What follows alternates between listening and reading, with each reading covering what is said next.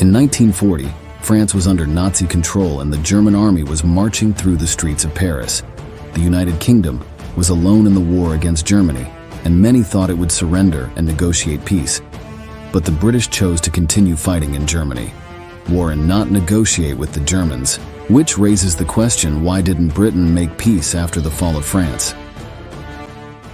With the beginning of the Second World War, many thought it would be like the First World War, and that it would be a long, trench war. But that was not what happened. With the Blitzkrieg, the Germans quickly managed to invade the Netherlands, Belgium, Luxembourg, and even France, and less than a year into the war, all of these countries had already surrendered to Berlin. But the United Kingdom was still at war. During this period, the British government was under the control of Neville Chamberlain, who, after the failure to try to prevent the war and the great advances of the German army across Europe, had to resign, and soon after him, Winston Churchill took over. And as everyone knows, Churchill wanted to continue the war, but part of the British Parliament supported another politician called Lord Halifax, who wanted to negotiate peace with the Germans and even talked to Italy to mediate. The main reason for Halifax and others politicians wanting peace is that they knew that the United Kingdom would not be invaded, but that fighting a war against Germany would be expensive in terms of resources and that it would not be worth it, because it would have to be a war of attrition like the First World War. But Halifax's proposal to make peace with Hitler was rejected by Parliament. But why?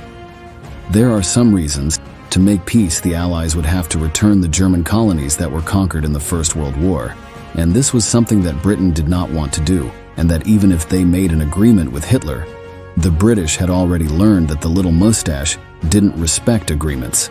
So this peace would only strengthen Germany and would only be temporary. Other reasons for the United Kingdom to continue in the war is that the British knew that in the long term, they would be able to stop future German advances and perhaps even reconquer some of the territory that Germany had invaded in Europe and cause a stalemate in the war, and that they would be able to expand the number of soldiers from its army for some future amphibian invasion.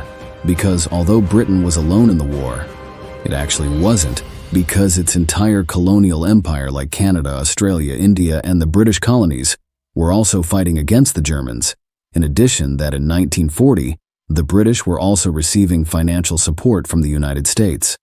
Another big factor that helped the United Kingdom to continue in the war is that they knew that at some point Hitler would make a military mistake and declare war on the Soviet Union or the United States, something that the British had intercepted in German communications that discovered plans for a possible Soviet invasion. And as everyone knows, to the surprise of the British, 1 year after the fall of France, Germany invaded the Soviet Union and declared war on the United States, bringing two new great allies to the British. So in short, the British strategy of continuing the war was to gain time, to increase its own army, and strengthen itself while waiting for a new ally to enter the war to help them, which was the case of the Soviet Union and the United States.